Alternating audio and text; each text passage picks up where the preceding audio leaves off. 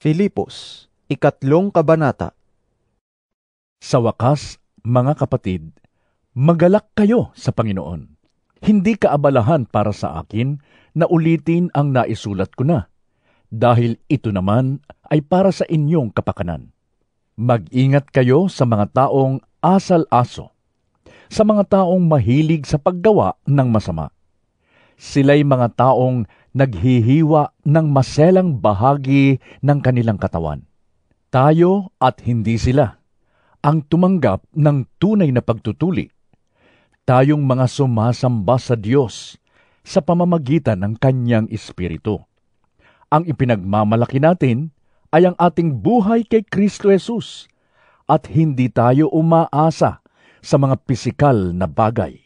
Ang totoo, ako'y may sapat na dahilan upang panghawakan ang mga pisikal na bagay. Kung iniisip nino man na siya'y may katuwirang umasa sa ganitong mga bagay, lalo na ako. Ako'y tinuli sa 8 araw mula nang ako'y isilang. Ako'y isang tunay na Israelita, buhat sa angkan ni Benjamin at totoong Hebreo. Kung pagsunod naman sa kautusan ang pag-uusapan, ako'y isang Pariseo.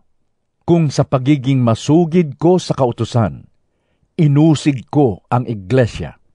Kung sa pagiging matuwid naman, ayon sa kautusan, walang maisusumbat sa akin.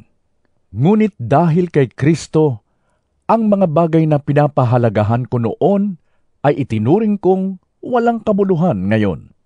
Oo, itinuturing kong walang kabuluhan ang lahat ng bagay bilang kapalit ng lalong mahalaga, ang pagkakilala kay Kristo Jesus na aking Panginoon.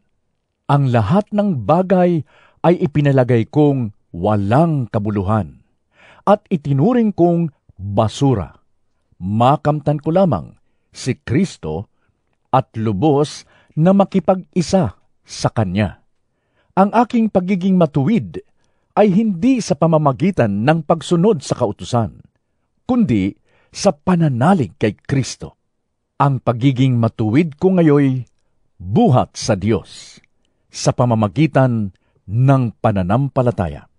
Ang tanging hangarin ko ngayon ay lubusang makilala si Kristo, maranasan ang kapangyarihan ng Kanyang muling pagkabuhay, makibahagi sa Kanyang mga paghihirap at maging katulad niya sa Kanyang kamatayan. Umaasang ako man ay muling bubuhayin mula sa kamatayan. Hindi sa nakamtan ko na ang mga bagay na ito. Hindi rin sa ako'y ganap na, ngunit sinisikap kong makamtan ang gantimpala, sapagkat ito ang dahilan kung bakit ako'y tinawag ni Kristo Jesus. Mga kapatid, hindi ko ipinapalagay na nakamit ko na ito.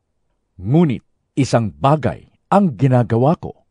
Habang nililimot ko ang nakaraan at sinisikap na marating ang layuning nais kong makamtan, nagpupunyagi ako patungo sa hangganan upang makamtan ang gantimpala ng pagkatawag sa akin ng Diyos sa pamamagitan ni Kristo Jesus, ang buhay na nasa langit. Ganyan ang dapat maging kaisipan nating mga matatag na sa pananampalataya. Kung hindi ganito ang inyong pag-iisip, ipapaunawa iyan sa inyo ng Diyos. Ang mahalaga ay panghawakan natin ang ating nakamtan na.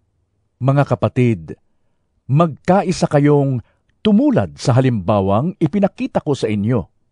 Pag-ukulan din ninyo ng pansin ang lahat ng sumusunod sa aming halimbawa, sapagkat tulad ng madalas kong sinasabi sa inyo noon at ngayoy luhaang inuulit ko, marami ang namumuhay bilang mga kaaway ng krus ni Kristo.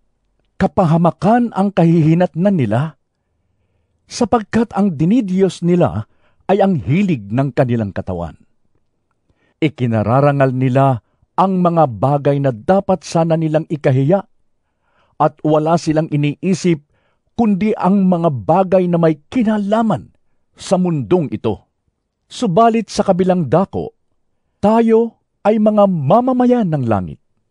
Mula rooy, hinihintay nating may pananabik ang Panginoong Hesukristo, ang ating tagapagligtas. Sa pamamagitan ng kapangyarihang ginamit niya sa pagpapasuko sa lahat ng bagay, ang ating katawang may kahinaan ay babaguhin niya upang maging katulad ng kanyang katawang maluwalhati.